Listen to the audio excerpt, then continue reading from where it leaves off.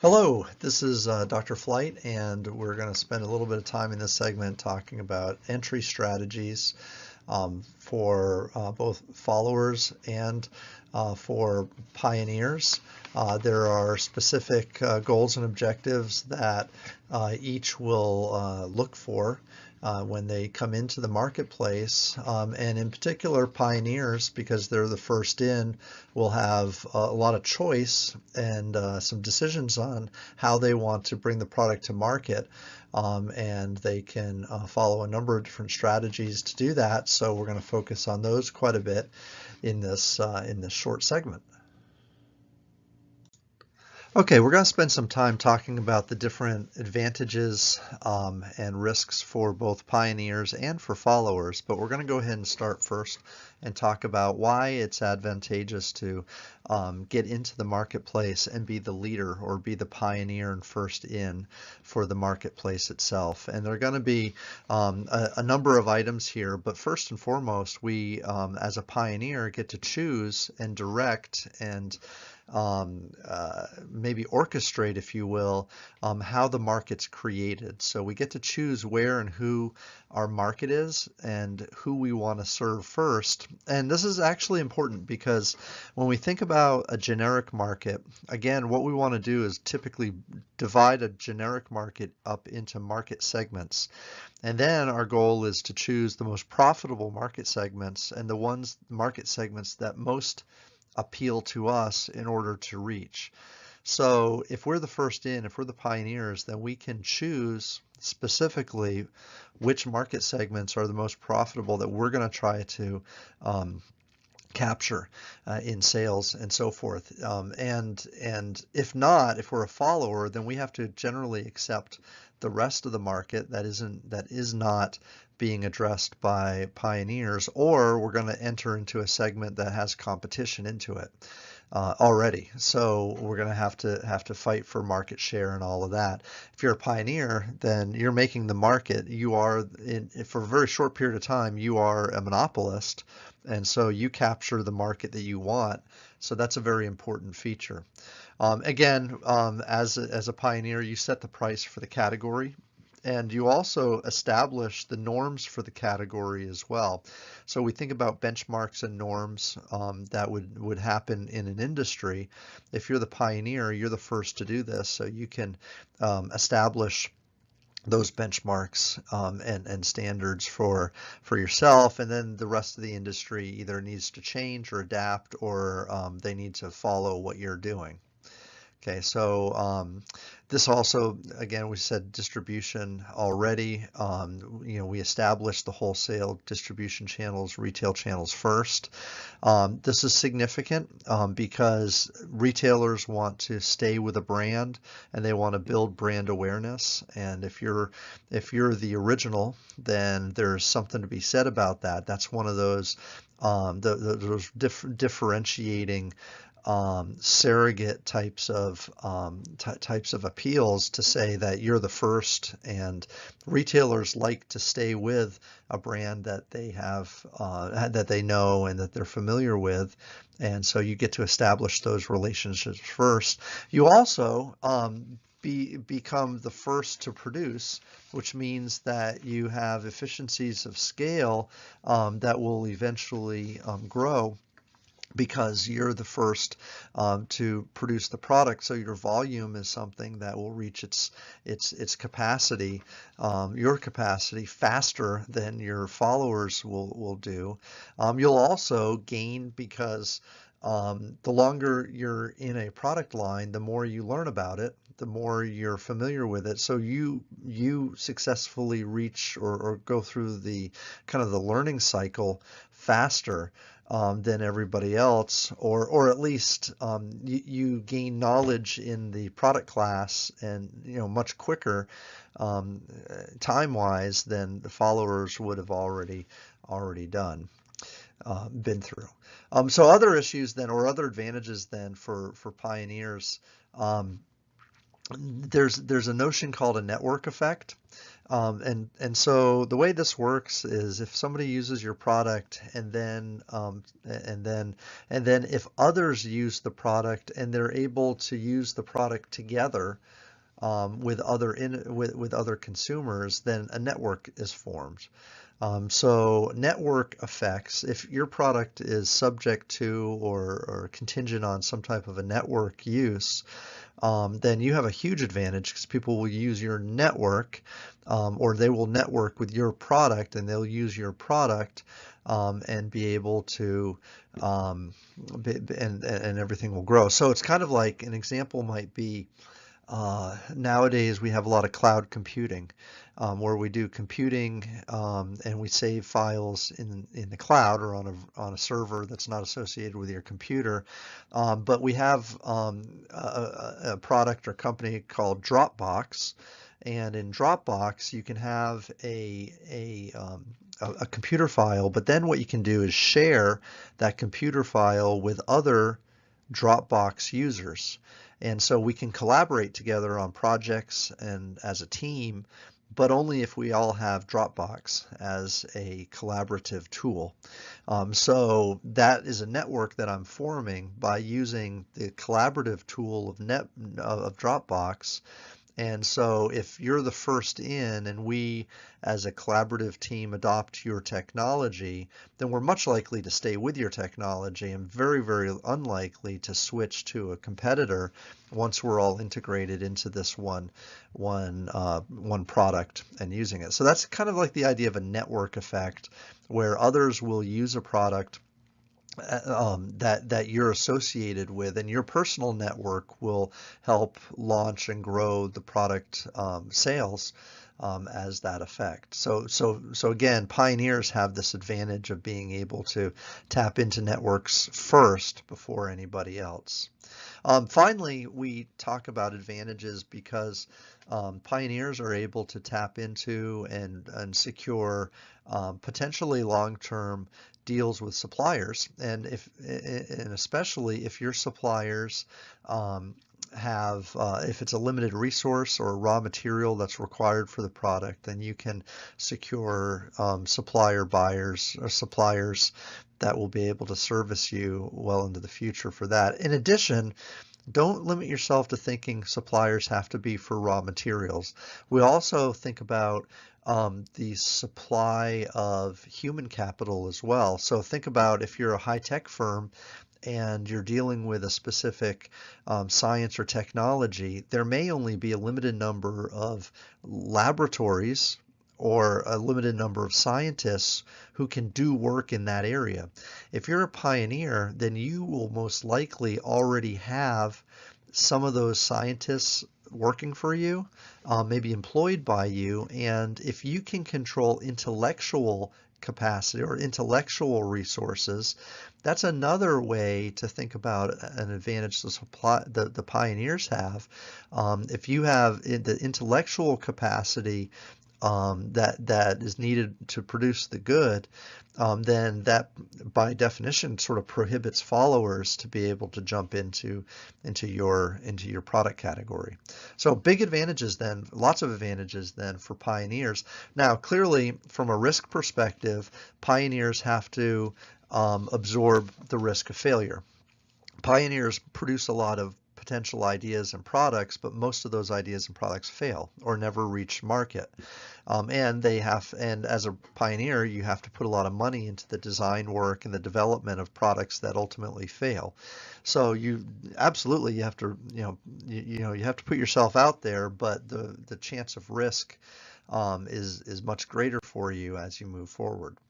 Now, if you're not a pioneer, then you may be a follower. So a follower is someone then who would jump into the marketplace with a product and with the hopes of capturing market share and product sales during the growth stage of the product life cycle. So one of the advantages of this is that you can step in and allow the pioneers to make first mover mistakes. So first mover mistakes are where somebody is learning how to do something and by just kind of behaving by working through the process, you make mistakes. So they may be positioning mistakes, product design mistakes, could be mistakes in advertising and so forth.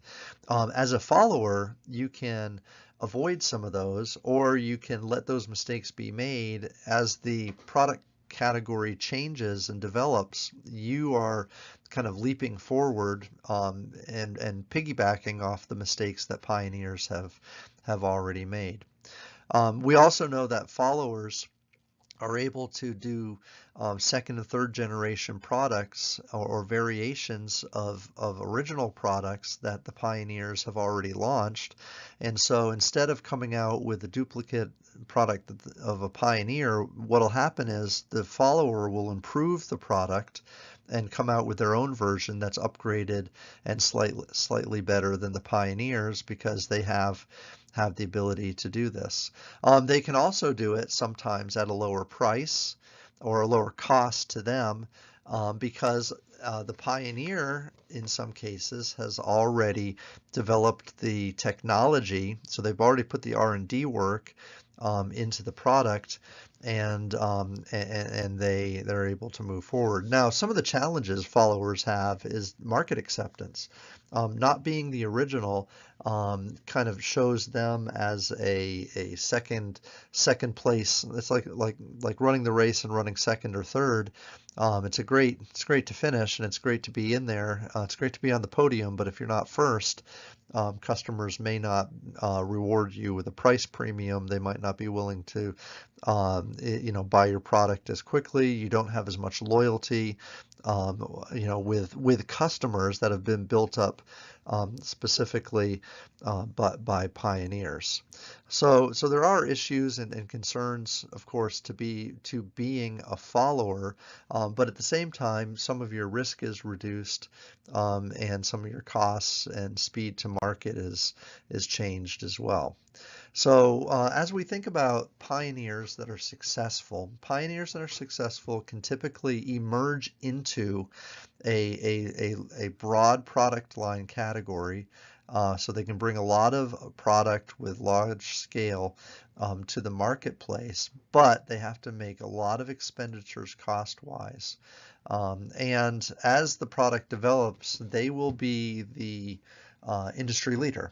So they will be thought of as, the organization, the firm that grows the market, that grows the industry. Then they're going to be thought of as sort of the leadership role. They'll have to take on the leadership role for the industry, and the market will expect them to do that.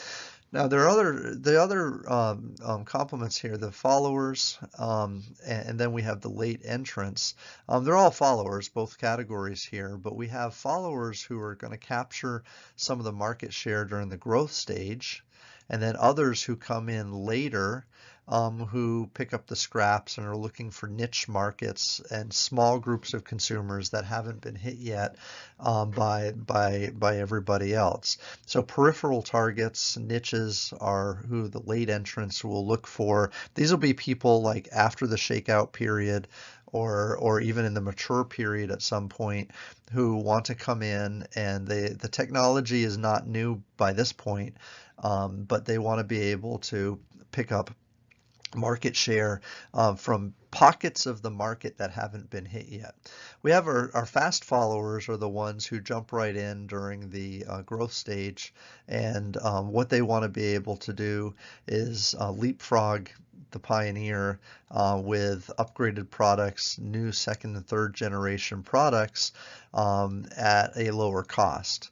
So they want to come in at a lower price but have a better product and take advantage of the growth of the market that the pioneers have already established. Okay, so when we think about entering the market, then there are some strategies that companies will use, and we'll talk in the context of a pioneer for this, because a pioneer is the first into a marketplace. Followers follow. And so what we want to do is think about, during the introduction stage, if I'm bringing the product into the market, then I'm a pioneer. And there's going to be three very broadly defined market entry strategies. One would be a mass market strategy focused on penetrating the marketplace with the product. And what we want to do here is we want to capture as much market as we possibly can as fast as we can. That's the idea of a mass market or a penetration strategy for a new entrant into a marketplace like a Pioneer would be. So we're creating a market and we're trying to gain as many sales as we possibly can. We want to maximize the number of triers for the product. Therefore, we want to enter the marketplace with a very low, reasonable price that lots of people could be able to purchase. And we want to be able to have an intensive distribution strategy where we have the product available to as many people as possible. Potential competitors will be viewed as weak and they won't be able to compete volume-wise. So in other words, if you're capable of this, if you're big enough and large enough and you have the resources to do this, you want to saturate the entire market with as much product as possible at a low enough price as possible to be able to capture as many unit sales as possible as well. So products like this would be mass-produced consumer non-durables, products that would be likely products for anybody or everybody to be able to buy and so forth. So this is a full market rollout, and we need to be able to have the capacity to handle it from a production standpoint and also the resources in advertising and distribution to be able to handle it as well. Another version of a penetration strategy would be for a smaller company that has limited resources. So if you have a pioneering technology, but you're not a big, huge behemoth company, then what you'll want to do is find a specific market segment that you can saturate and you can be, again, the market leader. So you're bringing the product into a very, very select market. And so it's a limited market if you think about it. It's not a mass or generic market. It's a limited market that has a very, very small, manageable size, but our goal is to be the #1, without question, seller in that market. We want a huge market share within that small niche market. So again, this is for the company that's the pioneer, but not necessarily a big, huge company out there. We focus our efforts on our customers to develop extreme loyalty. And remember, this market's going to be very, very well defined. It'll be reachable. It'll be easy to spot exactly who these buyers are. The company will make sure that this is a profitable target segment. And one that they have a strong chance of having a lot of market share in. One of the challenges here, this is a little bit of a risk. When you do a niche market, when you focus on a niche market, sometimes we are excited because we can reach the market and the market's excited about our product and they're very loyal customers and they're actually willing to pay a price premium a lot of times for our product. So they'll pay a little bit more for ours because they like us so much. But one of the pitfalls and challenges here is we need to make sure that the actual size of the niche is large enough for us to be profitable. Okay, so profit comes from two things. One, it comes from profit margin, so how much money we're actually making on each unit. But the other factor is how many units we're selling. So whenever we think about profit, overall profit, we have to balance how much margin we're making with how many units we're selling. And so one of the things we sometimes forget about, even though it's a super attractive, beautiful, lovely niche market, if it's not large enough, then we're not going to make a profit because we don't have the volume that we need. So that's one of the cautions here that we want to think about and always consider. Market size is certainly important, but this is the niche penetration concept, though. The last one is the last strategy for a pioneer is one called a skimming strategy. And in a skimming strategy, what we want to do is capture the consumers who want our product the most and are willing to pay the most for it. And so we're going to set a very high price, and we're going to generate a lot of profit or profit margin, but we're not going to sell to everybody in the marketplace initially. So in other words, we're going to try to reach our generic market with our product, but we're going to set the price very high so that only our most the least price sensitive consumers will buy the product first. So this is called a skimming price strategy. Generally, the goal is to sacrifice sales volume at this point in time, but maximize per unit profit. Okay, this helps us recover our product's development costs quickly. And it gives us what we call contribution margin. It gives us the most amount of money per unit we sell to pay down our fixed costs that we've invested, or our sunk costs that we've already invested in this particular product. Now, couple things to remember here. This strategy only works if you do not have any followers who are going to come into the marketplace quickly.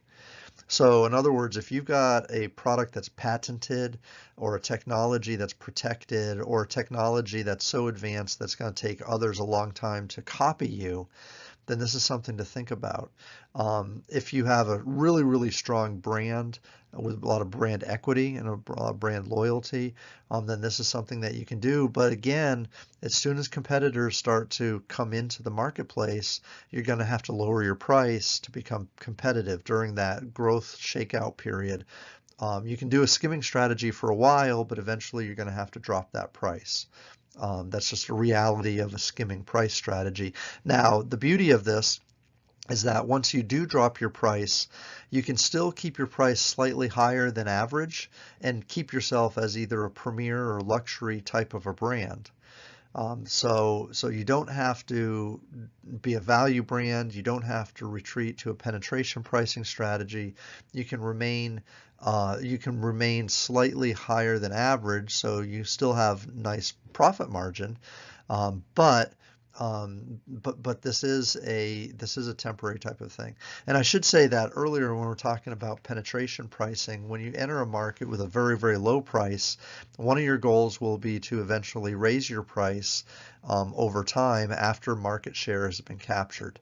So the penetration, the niche penetration, and the skimming price strategies or entry strategies are all ideas for pioneers to think about as they position the product in the marketplace. So they want to position this product initially, and then gain market share or gain profit margin, and then move forward as other entrants and followers come into cause competition. Okay, so we briefly spoke about advantages for pioneers and followers. We talked about 3 different entry strategies for pioneers: mass market penetration, niche penetration, and then finally a skimming entry strategy.